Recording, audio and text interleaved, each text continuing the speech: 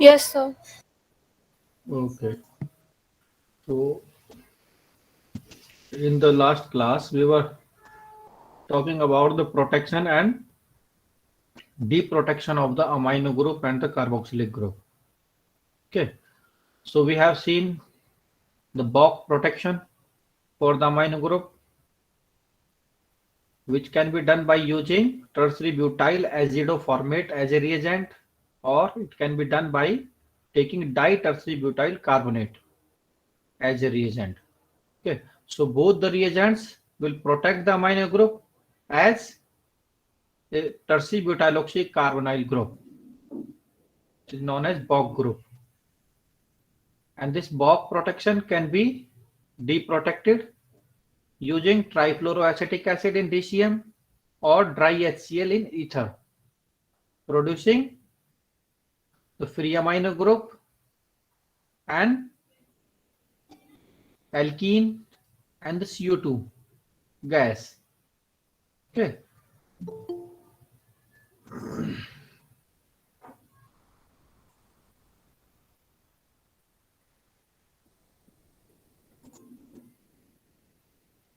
Second way of protecting the amino group of the given amino acid or the peptide is using this N-ethoxy carbonyl phthalimide, and it will provide the thalloyl protection. Okay, so when we use this N-ethoxy carbonyl phthalimide along with the given amino acid or the peptide, it will protect the amino group. Okay, so you can see here this NCOOC2H5 group will be replaced by NCHRCOOH. So you will get this amino acid with thalloyl protection, and this thalloyl protection can be deprotected using the hydrazine as a reagent, and this hydrazine will break this ring and will make your amino group again free. So now we will discuss about the protection or deactivation of the carboxyl group. We also have covered this topic in last class. So the deactivation or protection of carboxylic group can be done by converting this carboxylic group into respective ester. Okay, it can be done by taking methanol, it can be done by taking ethanol or benzyl alcohol. All will give the ester derivatives, or you can say your carboxylic group will turn into the ester group, and this can be deprotected either by using aqueous NaOH. Alkaline hydrolysis can be done to deprotect or to hydrolyze the ester group and to get the free carboxylic group. But this method is having a limitation when we are using ethanol or methanol for converting the carboxylic group into the ester. This method has limitation because hydrolysis of the ester group will also proceed with the hydrolysis of the amide bond or peptide bond of the peptide.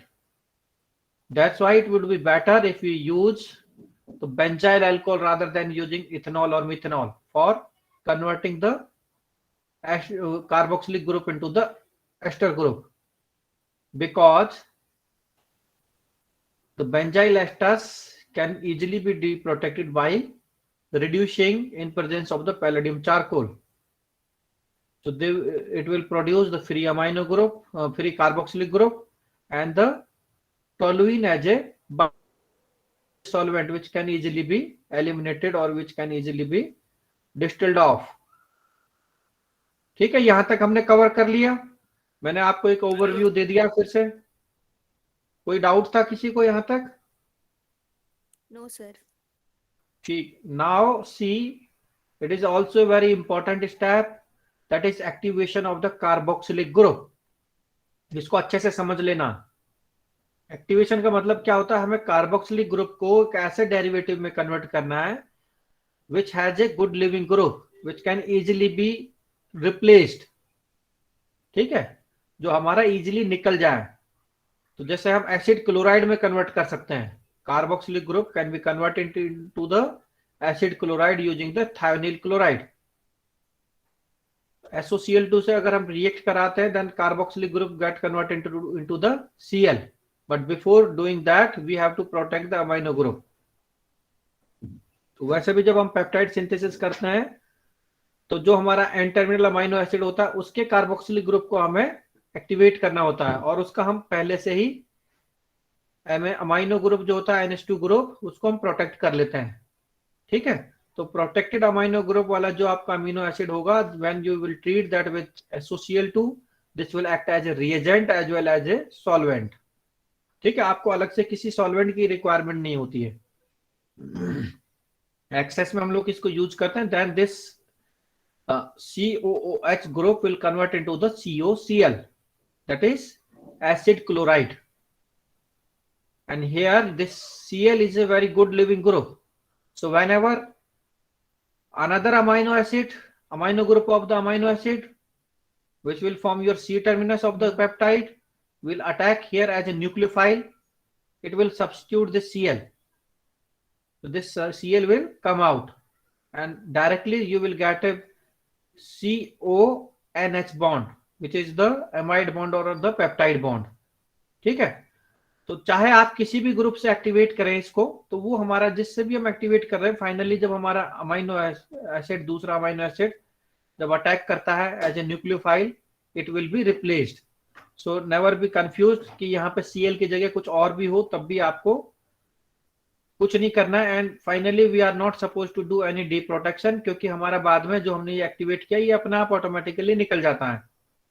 तो देखो, हमें use of PCl5 और SOCl2 are too vigorous, therefore can't be used for sensitive substrate। तो अगर हमारे कुछ sensitive substrates है उनके साथ में हम जनरली इस मेथड को यूज नहीं करते हैं, SOCl2 या PCl5, because the reaction is very vigorous, exothermic होती है, तो बहुत ज्यादा आपका टेम्परेचर रेज हो जाता है। तो इससे क्या होगा, फिर आपकी बाकी बॉन्ड्स भी या जो होंगे मॉलिक्यूल के अंदर, they can also be break down. So with sensitive substrate, we are not supposed to use these reagents, PCl5 or SOCl2, and we are having better alternative. We are having another methods which can be easily used for the activation of the carboxylic group rather than using SOCl2 or PCl5 or PCl3.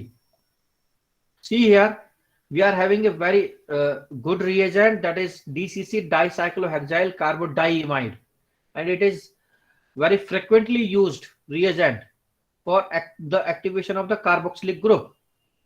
So this is DCC is the dicyclohexyl, means two cyclohexyl rings are there, two cyclohexyl, dicyclohexyl, and carbodiimide, and C double bond N and C double bond N bonds are there. Okay, so this is the name of the reagent, DCC, dicyclohexyl carbodiimide. Okay, so diimide bonds are there, imide, C double bond N. So this reagent can easily be used for the activation of the carboxylic group. So you can see how it will activate the carboxylic group. So you can see here this lone pair of electron present on the carboxyl group of the amino acid with protected amino group.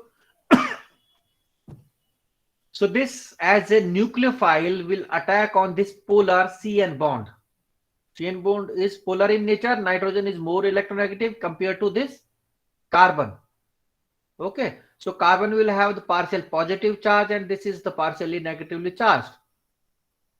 So this is the electrophilic center. Okay, so it will attract the nucleophile. So this OH as a nucleophile will attack on this partially positive carbon, and it will shift this charge here. There will be negative charge, so you will get a negative charge here and here because it has donated its electron pair, so here it will get a positive charge. तो यहाँ positive charge है या negative charge, and this hydrogen will shift.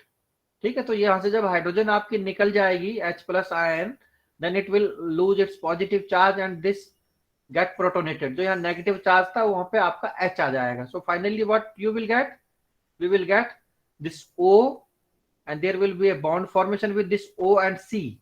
OC, you can see here this a new bond formed between this oxygen and this carbon, and I told you that this bond pair will shift here and there will be negative charge. So this negative charge will take this hydrogen. So now this become NH, and this bond C double bond N and cyclohexyl ring will remain intact. ये as it is रहेगा. तो हमारा basically क्या हुआ है, ये हमारा ओ सी bond form हुआ है और यहां से एक NH बॉन्ड बन गया नया. H विल शिफ्ट हियर, तो you will get this intermediate product. ठीक है, अब ये हमारा क्या हो गया, activation. Now this carboxylic group is activated in nature. Activated कैसा है, जो मैंने ये देखो आपको डॉटेड लाइन से इसको एनक्लोज किया हुआ है. This group is a very good leaving group. This whole group आप इसको X मान सकते हो. जैसे हमारे इसमें एसिड क्लोराइड में जो Cl था उसको हम X मान लें और इसको भी हम X मान लें, तो फाइनली जब हमारा अमाइनो ग्रुप अटैक करेगा, this group will come out as a leaving group. समझ रहे हो मेरी बात? So don't be confuse because it is a very big group. So you can easily understand that by taking it as a X. तो ये आपका एक X group है जो कि लिविंग ग्रुप है. And you can see here this carboxyl group has converted into this reactive group. तो इस तरह से हमने इसको एक्टिवेट कर दिया. अब एक्टिवेट कर दिया, जब ये एक्टिवेटेड हो गया, इसका मतलब अब हमारा जो दूसरा अमाइनो एसिड आएगा which will make the C terminus of the desired peptide. जो हम पेप्टाइड बना रहे हैं उसका जो C terminus बनेगा वो हमारा अमाइनो एसिड आएगा यहाँ पे, which has the carboxylic group in deactivated condition in ester form, तो हमने अभी थोड़ी देर पहले डिस्कस किया था. Now it has the free amino group. अब ये फ्री अमाइनो ग्रुप है, so it can act as a nucleophile. So it will attack as a nucleophile on this carbonyl group. Carbonyl group पे जब यहाँ attack करेगा, then ये bond हमारा shift होता है O नेगेटिव. फिर O नेगेटिव से वापस से चार्ज है जो रिवर्स होता है, विच is called reversal of the polarity, and again you will get this C double bond O. So overall there is no effect on this carbonyl group. तो ये आपका C डबल बॉन्ड हो as it is रहेगा. तो आप दिखा सकते हैं इसको, यहां से ये बॉन्ड फिर से ब्रेक हुआ. If this bond get break then it will form a double bond here, O double bond N, O double bond C. Now if it becomes O double bond C, then carbon will have the 5 valencies. So this bond here will shift to this position, to this nitrogen. Now it will have the negative charge. जब यहाँ negative charge होगा और जो ये NH2 ने जब हमारे यहाँ से अटैक किया, it is losing electron pair, so it will have a positive charge. So one hydrogen from here will shift to here. ठीक है, तो बेसिकली हमारा क्या बनेगा, जो हमारा प्रोडक्ट जो बनेगा, नेक्स्ट प्रोडक्ट में आप देखोगे यहां से क्या बन गया, CONH. ये CONH बन गया. बाकी चीज जो हमारा रिएक्टेंट के जो structure, it will remain as it is, PNH CO, then this NH. ठीक है, CH R prime and COOR. और क्योंकि यहां से जो ये हमारा जो बॉन्ड फॉर्म हुआ था, जो हमारा अभी ये OC बॉन्ड फॉर्म हुआ था, आप यहां देख रहे हो, जब ये NH2 ग्रुप यहां अटैक करा, then this bond again break down. तो ये ब्रेक हो गया. Now this will not no longer remain the part of this product. तो ये आपका एक अलग से बाई प्रोडक्ट फॉर्म करेगा. So this will be the O double bond C and NH. तो ये बन गया O double bond C and NH. ये NH एज इट इज था पहले से. So now you can see this product is a dipeptide. Product क्या है हमारा, डाइपेप्टाइड बन गया. ठीक है, ये पेप्टाइड बॉन्ड या एमाइड बॉन्ड बन गया आपका, और यहाँ पे ये अमाइनो ग्रुप हमारा प्रोटेक्टेड है और कार्बोक्सिलिक ग्रुप भी प्रोटेक्टेड है. And now this by product you can see here, these are two cyclohexyl rings, and if these are not there, then this is NH2CO. NH2CO क्या होता है, NH2CO NH2 क्या होता है, urea. So we have replaced two hydrogens by this cyclohexyl ring. So now this become dicyclohexyl urea and N-dicyclohexyl urea. So this is the byproduct. So it is a very stable molecule. आप देख रहे हो ना, यहां से जब ये निकल रहा है and we are getting this very stable molecule, so it is a driving force for the elimination of this group, of this molecule. ठीक है, क्योंकि हमारा स्टेबल मॉलिक्यूल फॉर्म हो रहा है। तो ये हमारा एक बहुत ही अच्छा रिएजेंट है, और ये मोस्टली हम लोग जब आगे सिंथेसिस करेंगे तो हम डीसीसी यूज करेंगे, बिकॉज डीसीसी का क्या है, इजिली एक्टिवेट कर देता है एंड इजिली एलिमिनेट हो जाता है आफ्टर द रिएक्शन। जब हमारा पेप्टाइड बॉन्ड फॉर्म होगा तो ये इजिली निकल जाता है, डाइसाइक्लोहेक्साइल यूरिया। किसी को कुछ समझ में नहीं आया इसमें? कुछ रिपीट करना है? No sir. ठीक है, सिंपल है, समझ में आ गया, नोट कर लिया सबने? Yes sir. ठीक ठीक है। तो अब हमारे पास सारी चीजें हमने डिस्कस कर ली है। प्रोटेक्शन, ठीक है, एक्टिवेशन, डीएक्टिवेशन सब डिस्कस हो गया है। Now I am giving you a question, synthesise a dipeptide phenylalanine, phenylalanyl glycine, phenylalanyl glycine using general method of protection, activation and deactivation. ये question है आपके लिए, कैसे करेंगे? देखो मैंने यहां पे दिखाया हुआ है, ये फिनाइल एलेनिन यूनिट है हमारी, और ये हमारी ग्लाइसिन यूनिट है। So this will make the, जो लेफ्ट में होता है हमारा, जैसे जो भी हमारे पास स्ट्रक्चर दिखा हुआ, जो हमसे डिजायर्ड पेप्टाइड जो भी हमें बनाना है, उसमें जो लेफ्ट में होता है phenylalanine, it means it is the N terminal amino acid, and GLY which is on the right hand side, this is the C terminal. और भी होता है इन बिटवीन, तब भी फिनाइल एलेनिन ही हमारा एन टर्मिनस होता है। ठीक है, तो लेफ्ट वाला फिनाइल एलेनिन है, तो ये एन टर्मिनस है, ये इसका C टर्मिनस है, glycine. So we will start from the N terminal amino acid residue. ठीक है, तो एन टर्मिनल हमने लिया फिनाइल एलेनिन। अब फिनाइल एलेनिन का सबसे पहले हमें क्या करना है, क्या करना चाहिए? सब पहला स्टेप क्या होता है हमारा?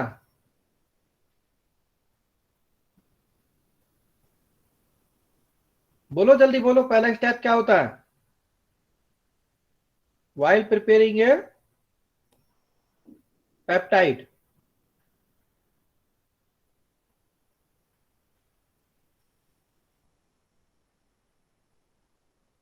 सबसे पहला स्टेप क्या होता है? I told you 5 steps, and what is the first step?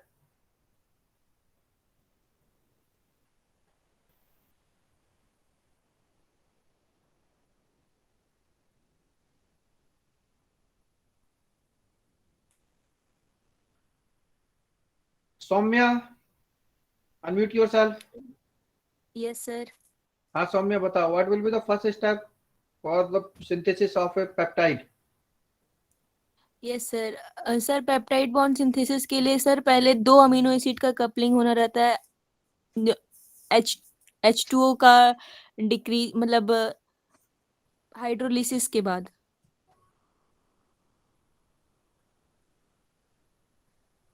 Naysa, unmute yourself. Yes, sir. Naysa आप बताइए, what will be the first step while we are doing synthesis of a peptide?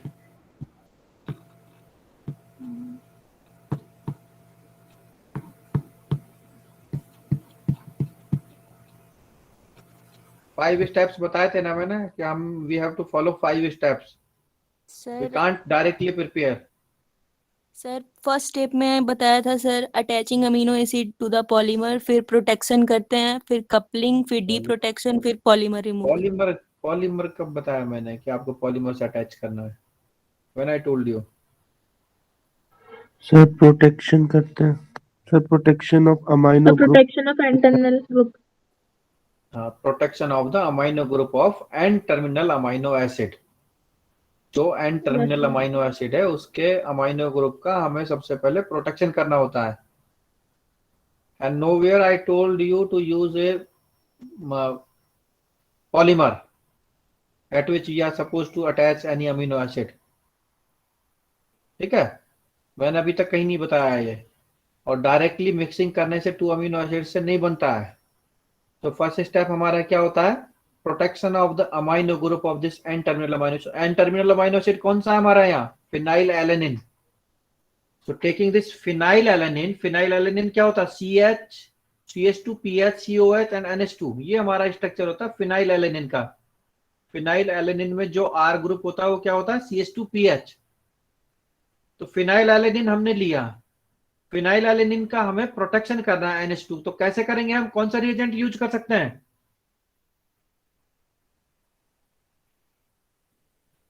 बताया था ना अमीनो ग्रुप को कैसे प्रोटेक्ट करते हैं। For that we can use Boc protection and reagent for Boc protection will be di tertiary butyl oxy carbonyl, यही था ना reagent, di DCC tertiary butyl oxy. Yes sir.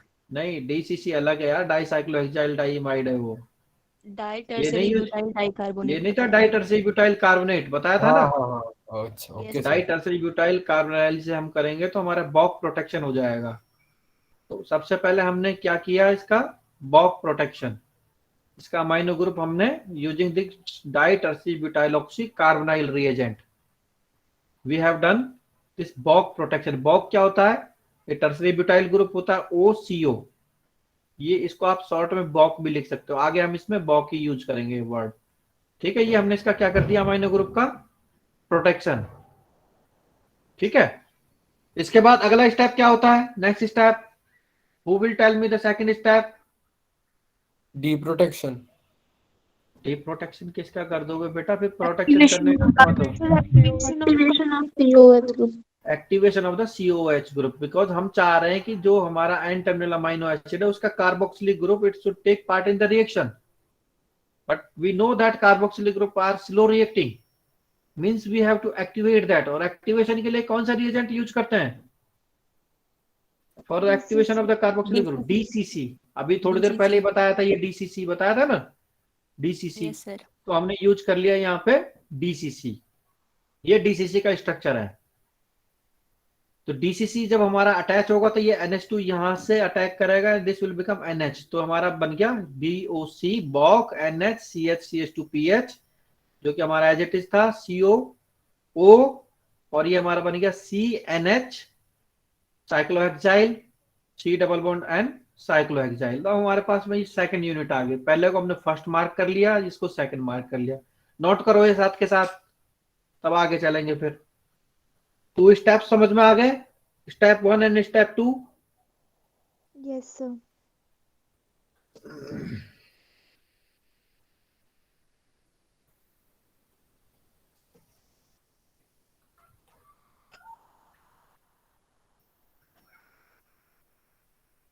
अब स्टेप 3 क्या होता है फिर, The deactivation of carboxyl group of C terminus. हाँ C terminal amino acid जो है हमारा, कौन सा C टर्मिनल अमाइनो एसिड यहाँ, Glycine. ग्लाइसिन। तो Right ग्लाइसिन side हम वाला लेंगे, glycine. हाँ ग्लाइसिन का जो कार्बोक्सिलिक ग्रुप है उसको हमें डीएक्टिवेट करना है, because we don't want that it reacts in the during the reaction. तो हमने इस कार्बोक्सिलिक ग्रुप को डीएक्टिवेट करेंगे, कैसे कर सकते हैं, हमने बेस्ट रिएजेंट क्या बताया मैंने आपको, benzyl alcohol benzyl alcohol. in presence of HCl, so it will convert into the benzyl ester, क्या बन गया NH2CHCOO CH2PH, benzyl ester form हो गया।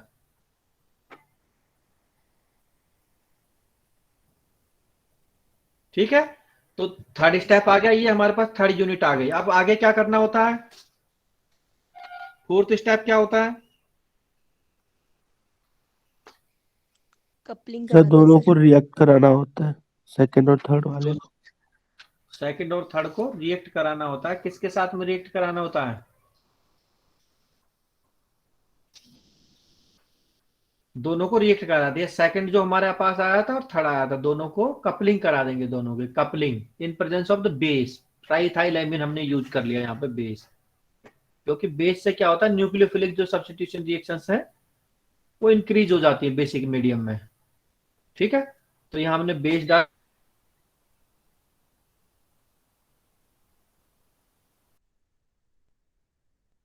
सर आपकी आवाज नहीं आ रही है, ये वाला पॉइंट फिर से रिपीट कर दीजिए।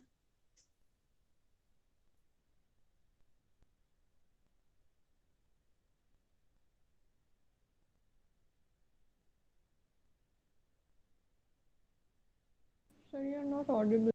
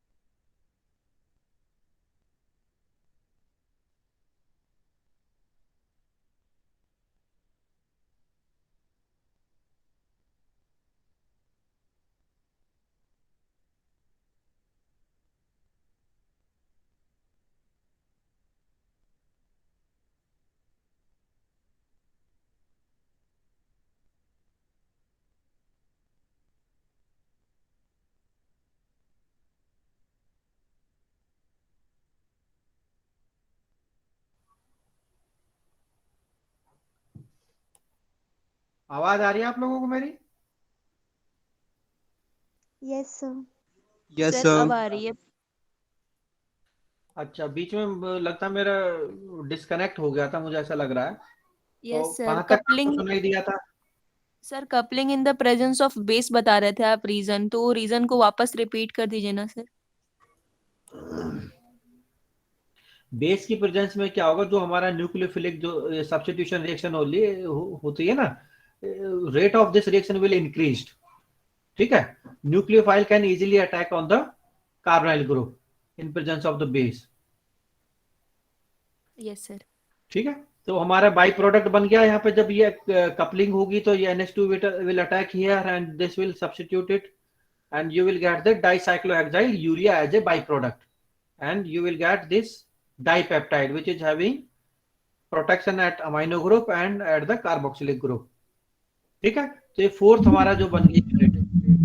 सर आपकी स्क्रीन नहीं दिख रही है। अच्छा, स्क्रीन हो गई है, ठीक है, कोई बात नहीं।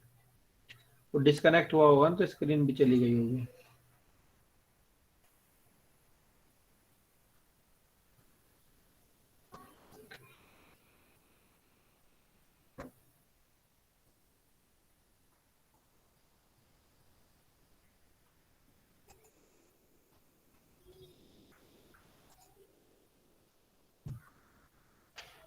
तो अभी विजिबल है screen? Yes sir, now visible. ठीक, तो हमारे पास जो ये मैंने आपको बताया कि जब हमारा सेकेंड और थर्ड यूनिट हमारी बन गई तो in presence of the base we will do its coupling. तो कपलिंग में क्या होगा, basically it is a nucleophilic substitution reaction. Your amino group of this third unit will attack as a nucleophile on this second unit, will replace this, and you will get this cyclohexyl urea as a byproduct, जैसे मैंने आपको पहले बताया था। ठीक है, तो हमारे पास फाइनली ये डाइपेप्टाइड बन गया। इस डाइपेप्टाइड में हमारा अमाइनो ग्रुप प्रोटेक्टेड है और ये कार्बोक्सिलिक ग्रुप हमारा डीएक्टिवेटेड कंडीशन में या प्रोटेक्टेड कंडीशन में। तो हम या तो चाहे तो आगे हम इसको कंटिन्यू कर सकते हैं प्रोसेस को। अगर हम ये डाइपेप्टाइड से आगे ट्राइपेप्टाइड बनाना चाहें, सपोज करो यहाँ पे हमें एलानिन और अगर ऐड करना हो, तो हम क्या करेंगे, खाली D protection of this carboxylic group, जो कार्बोक्सिलिक ग्रुप है उसी को डी प्रोटेक्ट करेंगे, इसको नहीं करेंगे बिकॉज ये तो हमें प्रोटेक्टेड कंडीशन में ही चाहिए। तो हमने इसको डी प्रोटेक्ट किया तो हमारे पास कार्बोक्सिलिक ग्रुप बन गया। इसके बाद हम इसको एक्टिवेट कर देंगे। एक्टिवेट करने के बाद जो हमारा जो एलानिन जो हमें और आगे अटैच करना है, एलानिन का कार्बोक्सिलिक ग्रुप है, उसको डीएक्टिवेट करके हम फिर से स्टेप नंबर 4 जो कपलिंग वाला है उसको रिपीट करेंगे। ठीक है, इस तरह से हमारे पास ट्राइपेप्टाइड बन जाएगा। और फिर आगे और आप ऐड करना चाहो तो आप इसी तरह से टेट्रापेप्टाइड, पेंटापेप्टाइड और जो भी आप जिस लेंथ का भी पेप्टाइड फॉर्म करना चाहें, यू कैन प्रिपेयर दैट और you can synthesize that. And after final reaction, जब आपको फाइनल प्रोडक्ट बन गया, जितना भी आपको डिजायर्ड लेंथ चाहिए पेप्टाइड की, you have to deprotect both the groups. तो डी प्रोटेक्शन के लिए पहले मैंने बता दिया, अगर हम बेंजाइल एस्टर बनाते हैं तो benzyl ester can easily be deprotected using the palladium charcoal catalyst in presence of the hydrogen gas atmosphere. तो ये आपका CH2PH में CH2COH में कन्वर्ट हो गया, वापस से कार्बोक्सिलिक ग्रुप आपका फ्री हो गया। दूसरा डी प्रोटेक्शन हमें करना है अमाइनो ग्रुप का, जो हमने बॉक ग्रुप से प्रोटेक्ट किया हुआ है। For that we can use trifluoroacetic acid in DCM। जब हम trifluoroacetic acid in DCM use करते हैं, we will get 3 products. 2 will be byproduct, this alkene and this CO2, and we will get this free amino group in the peptide, dipeptide. तो इस तरह से अब आपके पास में फाइनली जो डाइपेप्टाइड आप बनाना चाह रहे थे, फिनाइल एलेनाइल ग्लाइसिन, वो आपका बन गया है। Is that clear to everyone? ये नोट भी कर लो साथ साथ।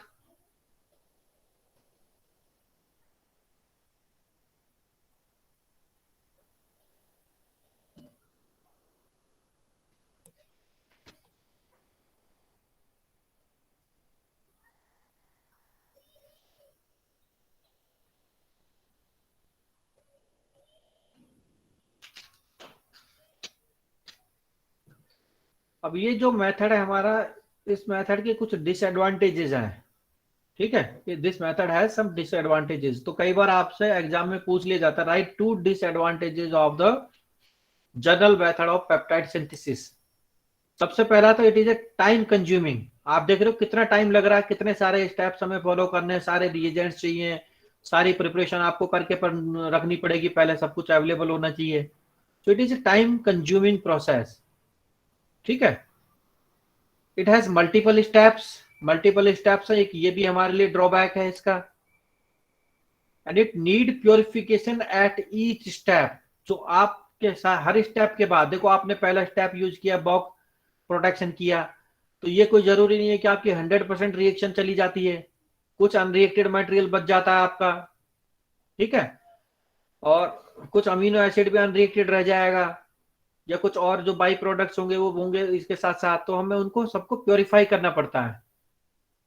पहले प्योरीफाई करके फिर हम इसको बनाएंगे, निकालेंगे इन प्योर फॉर्म। जब हमारे पास ये फर्स्ट होगा प्योर फॉर्म में, तब हम इसको आगे रिएक्ट कराएंगे। फिर से हमारे पास बाई प्रोडक्ट आ गया, ये डाइसाइक्लोहेक्साइल यूरिया बाई प्रोडक्ट आ गया और ये हमारा बन गया। इसमें से कुछ अनरिएक्टेड मटेरियल भी बच जाएगा। ठीक है, एसिड भी होगा यहाँ पे जो HCl है। तो ये सब चीजों से हमें इसको फिर से फ्री करना पड़ेगा, फिर से प्योरिफिकेशन करना है। फिर थर्ड स्टेप जब हम करेंगे तो फिर थर्ड स्टेप में हमारे पास फिर से कुछ बाई प्रोडक्ट्स बनेंगे, उनको फिर से प्योरीफाई करना है। फिर आगे हमारे पास फोर्थ स्टेप में, फिफ्थ स्टेप में, इस तरह से हमारे पास बहुत सारे बाई प्रोडक्ट्स होंगे। बनते रहेंगे साथ साथ में, and we need to do purification at each step. तो ये भी इसका डिसएडवांटेज है कि हमें हर स्टेप के बाद में प्योरिफिकेशन करना पड़ता है। And low yields, low yields तो अपने आप हो जाती है जब किसी रिएक्शन में मल्टीपल स्टेप्स होते हैं, ज्यादा स्टेप्स होते हैं, तो यील्ड आपकी कम होती कम चली हो जाती जाती है है। हर बार, क्योंकि हमारे पास हर बार बाई प्रोडक्ट्स बनेंगे। तो उस तरह से करते करते हम जब अगर मान लो स्टार्ट करेंगे 1 ग्राम से, तो फाइनल प्रोडक्ट हमारे पास काफी कम आएगा, यील्ड कम हो जाती है जितने स्टेप ज्यादा होंगे। एक ही स्टेप होगा तो यील्ड ज्यादा होगी। तो ये इसके डिसएडवांटेजेस है, time consuming, multiple steps, need to purify at each step, and yields are also low. तो अब हमने जो आजकल जो हम मेथड यूज करते हैं, ठीक है, we have replace this general method of peptide synthesis by Merrifield method. ठीक है, in this method we use a solid phase, we are using a polymer या रेजिन हम यूज करते हैं। That's why it is called solid phase synthesis also, and this method is automatic. We have automated this method of peptide synthesis, that's why it is also known as automated peptide synthesis। ठीक है, ये better method है। इसमें हमें हर बार आपको जो ये purification कर रहे हो इतना प्योरिफिकेशन नहीं चाहिए। ठीक है, आप देखते हैं इसके स्टेप्स क्या होते हैं बेसिकली। इसमें हमें एक सॉलिड सपोर्ट की जरूरत होती है, which is containing this CH2Cl groups, PHCH2Cl, या कह सकते हैं आप बेंजाइल क्लोराइड, बेंजाइल ग्रुप होता है ये, PHCH2 जो होता है बेंजाइल क्लोराइड। तो this resin will contain benzyl chloride groups at some of the positions. तो एक रेजिन हमें चाहिए इसके लिए, ये रेजिन हम यूज करेंगे यहाँ पे। The solid support or polymer containing CH2Cl groups on some of the aromatic rings, ये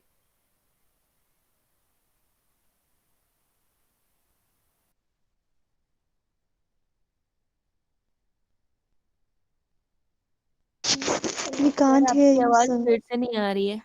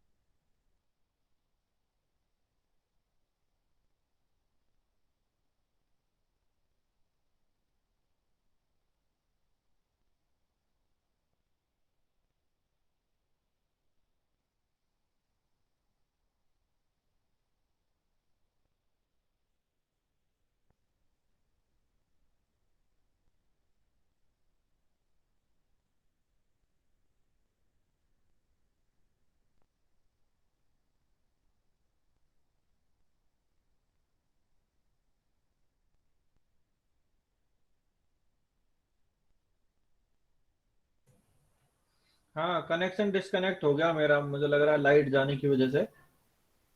Yes, sir.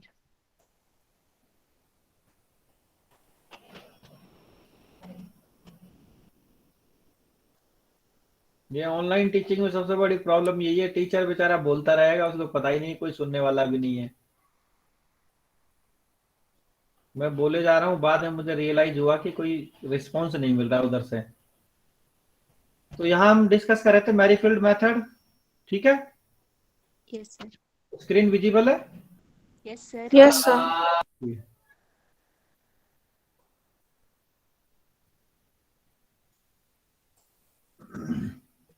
तो मैंने आपको बताया था कि मैरीफील्ड सिंथेसिस में एक हमारे पास एक सॉलिड सपोर्ट होता है। We are having a polymer which contains CH2Cl groups at some of the aromatic rings, ठीक है? बेसिकली यहाँ पे जो हम यूज करते हैं polymer, it is the polystyrene. क्या होता है हमारे पास? Polystyrene. Polystyrene is a polymer of the styrene. Styrene ये होता है हमारा CH2 and PH। This is the vinyl benzene और स्टाइरीन। तो स्टाइरीन को जब हम पॉलीमराइज करेंगे then we will get this polystyrene, ठीक है? और पॉलीस्टाइरीन की अगर हम फ्राइडल क्राफ्ट एल्काइलेशन कर दें यूजिंग दिस CH3O CH2Cl, तो फ्राइडल क्राफ्ट एल्काइलेशन में क्या होगा? At some of the aromatic ring you will get CH2Cl। कुछ रिंग के ऊपर हमारा CH2Cl ग्रुप आ जाता है, ठीक है? तो CH2Cl ग्रुप जो हमारा आता है, it will be out of 10 to 100 phenyl groups, only one will get this chloromethylated, will be chloromethylated। तो 10 से लेकर के 100 फिनाइल ग्रुप्स जो आपके अटैच हैं इसमें जो दिख रहे हैं, उनमें से खाली एक पर हमारा CH2Cl ग्रुप आता है। तो we will use this resin for this synthetic method which is called ऑटिक पेप्टाइड सिंथेसिस मेथड ऑल्सो। तो यहाँ बेसिक डिफरेंस जो हमारा है नॉर्मल पेप्टाइड सिंथेसिस जो हमने किया था अभी, general method of peptide synthesis, वो ये है कि वहां हम लोग जो सिंथेसिस स्टार्ट करते हैं, we start that from the N terminal amino acid, but in case of this Merrifield synthesis we will start from the C terminal amino acid. Are you getting my point? Yes, sir.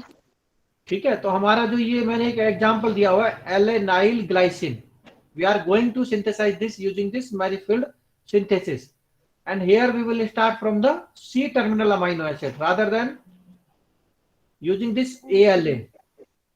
तो इससे हमने किया, तो हम जब सबसे पहला step जो हमारा होगा प्रोटेक्शन का, पहला हमने स्टॉप जो हमारा होता है ग्लाइसिन, क्योंकि हमने यहाँ से स्टार्ट किया, so we have to protect its NH2 group using Boc protection. ये आपको पता है, ये बॉक प्रोटेक्टेड हमने यूज कर लिया। तो we will take here Boc protected C terminal amino acid, उसको हम रिएक्ट कराएंगे। जो हमने ये जो रेजिन जो मैंने अभी आपको बताया था, we are suppose to use this resin, so we are going to attach this C terminal amino acid with the resin.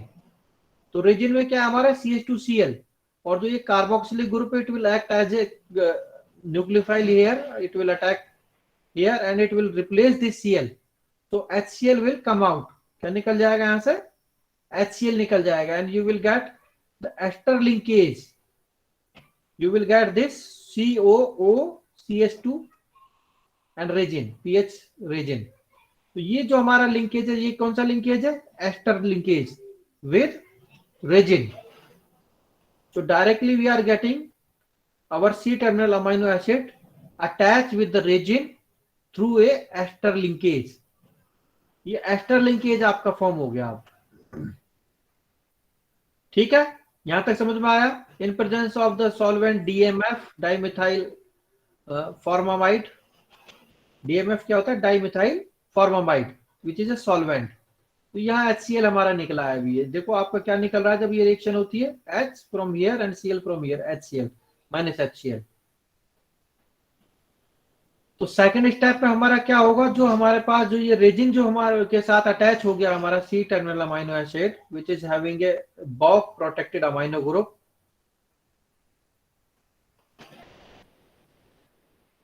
So in presence of the HCl और ईथर, HCl और ईथर से क्या होता है हमारा?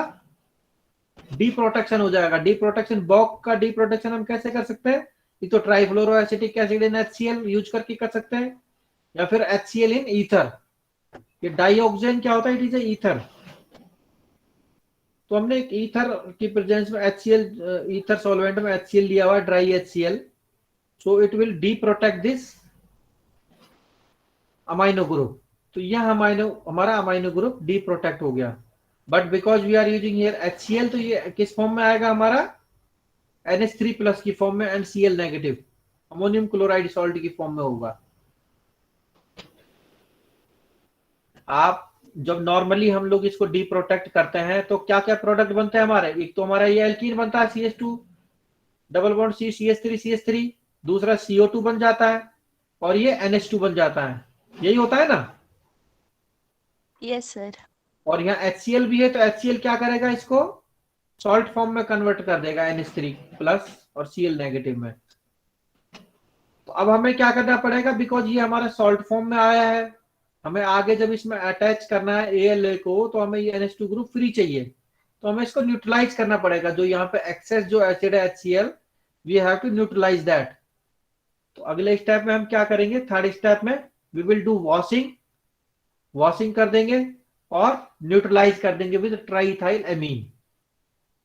तो इससे क्या होगा? हमारा ये रेजिन के साथ में जो हमने अमीनो एसिड, जो C टर्मिनल अमीनो एसिड जो किया था, it will be having the free amino group, and the by products have washed out. जो हमने वॉशिंग यूज की है, वॉशिंग से क्या हुआ? हमारे बाई प्रोडक्ट निकल गए। अब पहले एक चीज और समझ लो, तो जो ये रेजिन होता है ना, रेजिन हमारा किस तरह का होता है? एक बीड्स की फॉर्म में होता है। देखो मैं आपको एक गूगल पे लेके चलता हूँ, एक बारी गूगल से आपको दिखाता हूँ, कोई भी हम एक रेजिन का वो देखते हैं।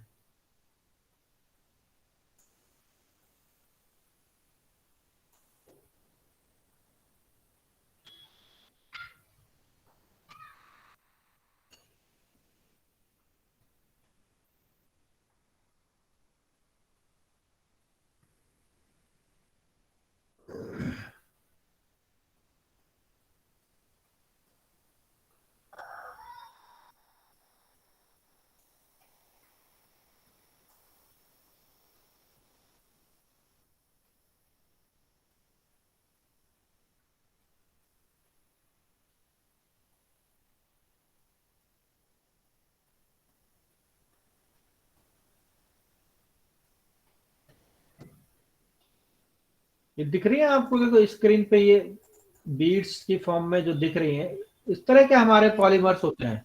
दिख रहा है? बीड्स हैं, सॉलिड है, ये दिख रहे हैं आपको? इसका साइज अलग अलग हो सकता है। जो भी हम बीड्स यूज करेंगे, जो हमने पॉलीस्टाइरीन यूज किया, बीड्स यूज करी, वो इस तरह की शेप पे होंगे, है ना? तो आप देख रहे हो कितने बड़े बड़े साइज के हैं, इनसे थोड़े छोटे भी हो सकते हैं, ऐसा कुछ नहीं है। बट अब इसका क्या एडवांटेज है, क्यों मैं दिखा रहा हूं ये आपको, कि जब हमारा ये अमाइनो ग्रुप अटैच कर गया इसके साथ में तो इसका मतलब ये रेजिन के साथ में, बीड के साथ में अटैच कर गए हैं, जो कि हमारी सॉलिड ग्रेन्यूल्स की फॉर्म में है ना? ये अमीनो एसिड जो हमारा C टर्मिनल अमीनो एसिड है, वो कहाँ अटैच है?